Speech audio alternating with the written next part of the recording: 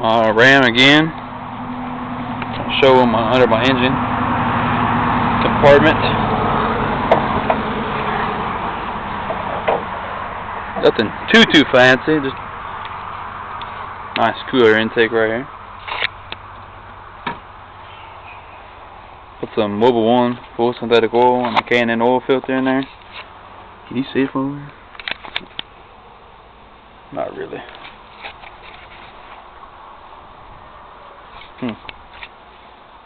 There you go. Do a video of me starting off so you hear the Glasspack 2 different ways. Let's do a video.